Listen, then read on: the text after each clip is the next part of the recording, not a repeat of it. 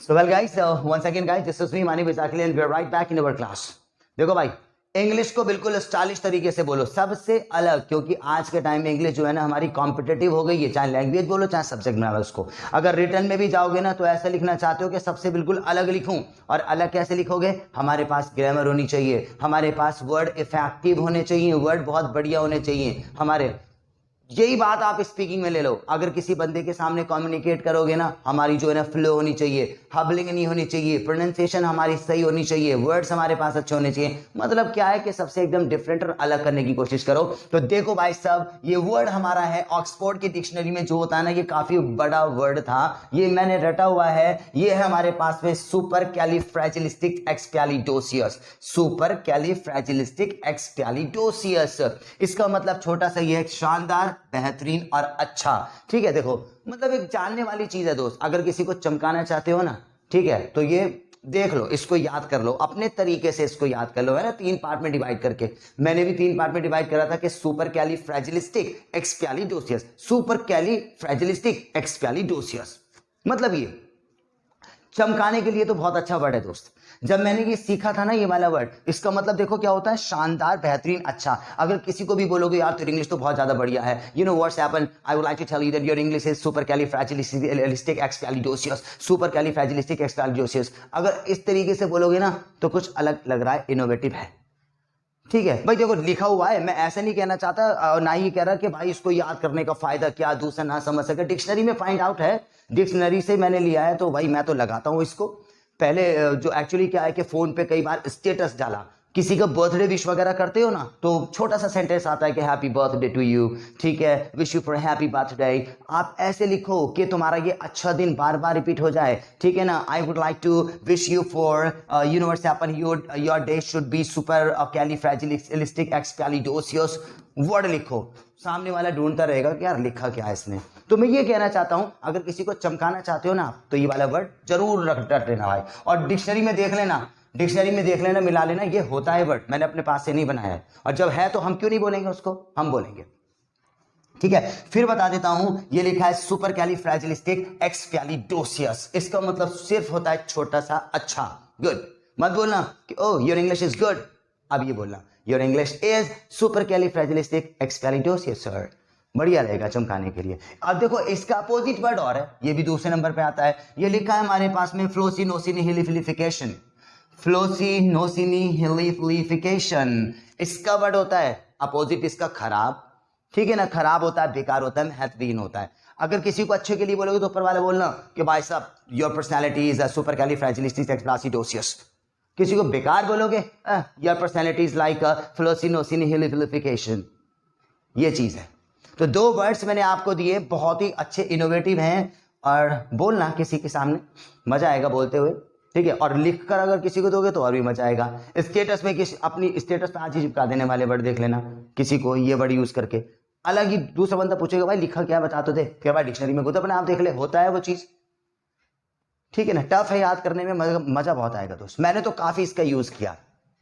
अगर 2 बार बोलूं ना कि तेरे अंदर दोनों क्वालिटी है, तेरी इंग्लिश अच्छी भी और जी तेरी इंग्लिश बेकार भी है, you know what, I like to just tell you one thing already. First of all, your English is supercalifragilisticexpialidocious and also you have the quality of floccinaucinihilipilification. सिर्फ 2 words बोले हैं और ऐसा लग रहा है कि भाई साहब पता नहीं कौन सा पैरा मार दिया इस बंदे ने, ठीक है, और अच्छा भी लग रहा है। तो ये 2 वर्ड्स अपने नोट जरूर कर लेना दोस्त, अपनी नोटबुक पे। देखो एकदम इसको लिख लो, यूज करना दोस्त। मैं अलग सी चीज लेकर आने की कोशिश करता हूं आपको, ठीक है, अलग सी चीज। बहुत सारी वीडियो क्लासेस है हमारी, ठीक है। अगर आप एक चीज भी फाइंड करना चाहते हो ना, टेंसेस, सारे बंदे टेंसेस पे आ जाएंगे, मगर ये चीज फाइंड कैसे करोगे, ठीक है। एक ही चीज अलग कर देना, आखिर सर जब निकल के आएगा तो बहुत सारी चीजें, इनोवेटिव चीज निकल के आएंगी वहां से। तो इसको लिख लो अपने रजिस्टर पे, अपने नोट डाउन कर लो, और भाई यूज जरूर करना इसको चमकाने के लिए। अलग सी चीज लाने की कोशिश करता हूं। देखो दूसरी चीज मैं अलग बताता हूं आपको, ये लिख लिया ना, हाँ लिख लिया होगा दोस्त। दूसरी चीज मैं आपको अलग बताता हूं। देखो आज, ओहो, आज हमारे पास में वर्ड है एक no matter, no matter, no matter. देखो ये कहां यूज करना है आपको, ही क्यों ना, ही क्यों ना की जगह पे ये ना आपको यूज करना है। अब ही क्यों ना, हम ऐसा सेंटेंस बोलते हैं ना, भाई तो अमेरिका ही क्यों ना चला जा, इंग्लिश नहीं सीख सकता। तो ये आधा वाला सेंटेंस देखो, तुम अमेरिका ही क्यों ना चले जाओ, कह रहा भाई तू मेरा सर ही क्यों ना फोड़ दे मगर मैं तेरे को पैसे नहीं दूंगा, भाई तू मेरे पे हाथ ही क्यों ना उठा ले, ही क्यों ना कितनी बार आता है। देखो अगर मैं सीधा बोलूं तुम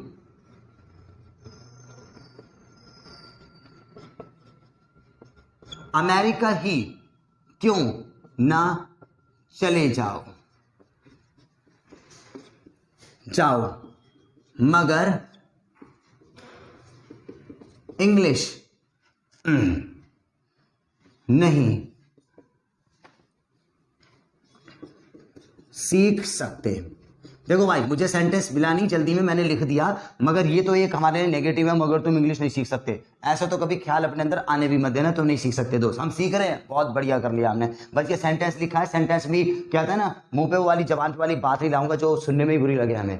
तो ये तो बुरा लग रहा है सेंटेंस हमारा, ठीक है ना, तुम अमेरिका क्यों ना चले जाओ मगर इंग्लिश नहीं सीख सकते, ठीक है कोई दिक्कत नहीं, फिर मगर सेंटेंस के अकॉर्डिंग लेना बस इसको। तो देखो ये दो पार्ट में डिवाइडेड है, इसको तो तुम छेड़ो मत, ये तो तुम्हें पता ही है, तुम नहीं आ सकते, तुम नहीं जा सकते, तो क्या आएगा, you can not come, you can not go, you can not speak. हमें जो मतलब जो हमें दिमाग लगाना है वो उसमें लगाना है, तुम अमेरिका ही क्यों ना चले जाओ, तो यहां पे इस चीज को यूज करना। देखो पता है क्या बोलते थे आप इससे पहले, अगर सेंटेंस आता कि तुम अमेरिका ही क्यों ना चले जाओ मगर इंग्लिश नहीं सीख सकते, तो तुम पता क्या बनाते थे पहले, if you will go to America. अच्छा पता है क्या, अमेरिका से पहले ना दा भी आता है, याद रखना, if you will go to the America but you can't learn English. आप ऐसे बनाने वाले थे ना, समझ गए, ऐसे बनाने वाले थे, if you will go to the America but you can not learn English. तो याद रखना ये वाला सेंटेंस आप ऐसे नहीं बनाओगे ना, ऐसे नहीं बनाओगे दोस्त, ये वाला आप ऐसे नहीं बनाने वाले, इसको आप ये है क्रॉस करो जी, आप इसको बनाओगे ऐसे वाले सेंटेंस से। कैसे बनाओगे, तुम अमेरिका ही क्यों ना चले जाओ, तो आप लिखना no matter you will go to the America but, ठीक है, उसके बाद जो है वो लिख दो, no matter you will go to the America but you can't learn English. तो आज के बाद कभी ऐसा सेंटेंस आपसे बोले ना कोई भी बंदा, कह रहा भाई तू इंग्लिश ही क्यों ना सीख ले मगर तू जॉब पर नहीं जा सकता, तो तुम इंग्लिश ही क्यों ना सीख लो, तो सीधा लगाना नो मैटर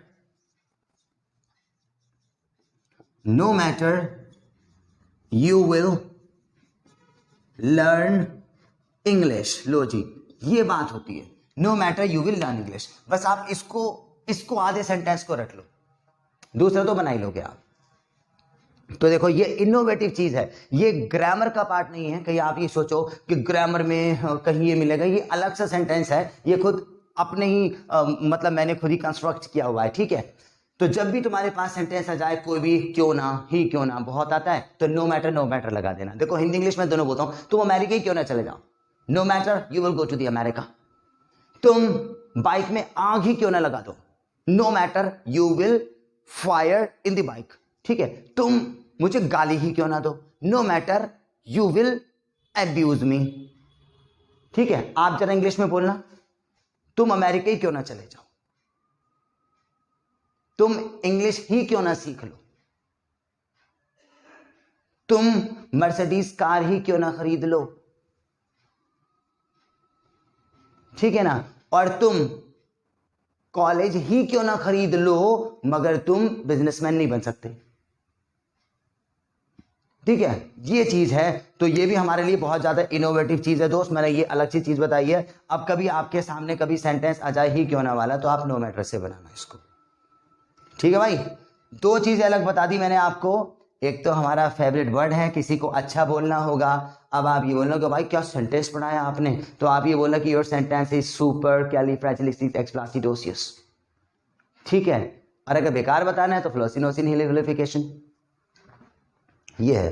बट मैंने चमकाने के लिए बताया आपको, और चमकाना क्या है, किसी के सामने बोलोगे भी ना तो वो सच है, अगर लिख के भी किसी बंदे के सामने रिप्रेजेंट करोगे तो वो भी सच है, ठीक है। और ये भी है देखो, तो इसको अपने नोट डाउन कर लो, इसको इफ से मत बनाना, आज के बाद हम जुगाड़ करते थे इफ से बनाना, अब बनाएंगे नो मैटर से इसको, ठीक है भाई लोग, तो इसको नोट डाउन कर लो आप।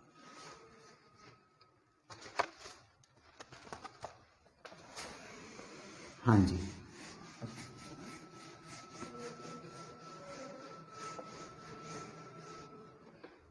अब जो है हमारी वोकैबुलरी स्टार्ट होती है, जल्दी से आप लोग राइट डाउन करो। अब वोकैबुलरी में है पहला वर्ड हमारे पास में पिलन, इसका मतलब होता है पीछे की सीट, ठीक है। फिर है मास, ढेर,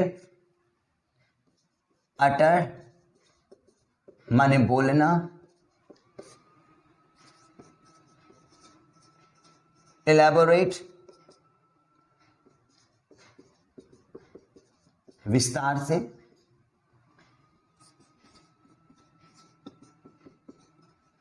तीन का समूह, प पंजा, स्कोर माने होता है मांझना, सेंसिटिव इसका मतलब होता है भावुक, टोलरेट सहन करना, और जॉल्ट भाई झटक देना। लिखो फटाफट से, क्योंकि मेरा काम है आपको याद करवाना। पिलन माने होती है पीछे की सीट, और मास माने होता है ढेर, अटर माने बोलना, एलैबोरेट माने विस्तार से, ट्रायो माने तीन का समूह, पंजे को बोलेंगे पॉ, और जी स्कोर माने मांझना, सेंसिटिव भावुक, सहन करना टोलरेट, जॉल्ट माने होता है झटक देना। ठीक है, अब ये मैं जरा याद करवा दूंगा आपको, इसको लिख लेना आप।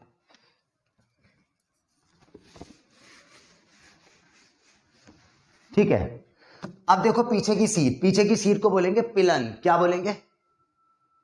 पिलन, पीछे की सीट। अच्छा, पीछे की सीट का मतलब यह है कि वो कहां जाके बैठा है? पिलन पे। अगर आप कार चला रहे हो तो कार की वो कहां बैठेगा? पिलन पे। पीछे की सीट को पिलन बोलेंगे हम लोग। क्या बोलेंगे? अच्छा देखो इसका मैं पिक्चर क्या बताता हूं। मैंने बाइक स्टार्ट करी और बाइक स्टार्ट करके मैंने कहा जल्दी से बैठो मेरे पीछे। कहां? देखो इशारा भी कर रहा हूं, कहां बैठोगे? ऐसा थोड़ी है मैंने इशारा यूं करा तुम जाके भाई साहब वो ऊपर जाके टंकी पे बैठ जाओगे ना, पिलन पे। ठीक है, कहां पे बैठोगे? पिलन लगा लो। अगला मीनिंग है ढेर। ढेर को मास क्या बोलेंगे हम लोग? मास। ढेर को बोलेंगे मास, है ना ढेर। बट ढेर तो कूड़े का होता है। गली गली में तुम देखोगे कूड़े का लगा हुआ है, ठीक है, सुबह सुबह, और उस पे जूस वाले वो कूड़ा फेंक देते हैं, तो ये कूड़े का क्या लगा दिया? मास। पैसों का भी लगा लो, कूड़े का ज्यादा देखने को मिलेगा, तो कूड़े का क्या लगा दिया? तो फिर से बताएं, जल्दी बैठो कहां? कूड़े का, हाँ इशारा देख लो मेरे हाथ का, कूड़े को क्या लगा दिया? अगला मीनिंग है बोलना, अटर। क्या बोलेंगे? अब मैं इशारा कर रहा हूं मुंह से, भाई थोड़ा सा जोर से बोलो, जोर से। तो जोर से क्या करो? अटर। फिर बताएंगे जल्दी बैठो, कूड़े का क्या लगा दिया? और ये अगला मीनिंग है तीन का समूह, ट्रायो। तीन का, देखो ये तो हो गया सिंगल, ये डबल, और तीन है तो ट्रायो। सलमान खान, शाहरुख खान, सैफ अली खान, तो तीन को क्या बोलेंगे? ट्रायो। तीन को ट्रायो बोलना आज के बाद में, तीनों आ गए, ट्रायो केम, वैसे बोलना। ठीक है, तो फिर से बोलेंगे, कहां बैठोगे? कूड़े का, जोर से, 1 2 3। अगला मीनिंग है पता, पंजा। पंजे को बोलेंगे पॉ, PAW, पॉ। पॉ माने पंजा। पंजा देखने की कोशिश करो कि मान लो पानी भरा पड़ा है, अब जो शेर आएगा ना पानी पीने के लिए आएगा, ओ यहां पे ना शेर आया था, कैसे पता लगा? अबे देख नहीं रहा, निशान है उसके पैरों के, तो किस चीज के निशान है? उसके पाँव के। समझ गया ना किस चीज के निशान है वो? हाँ, पंजे के निशान ना, पाँव के निशान। देखो, और पंजे के निशान तो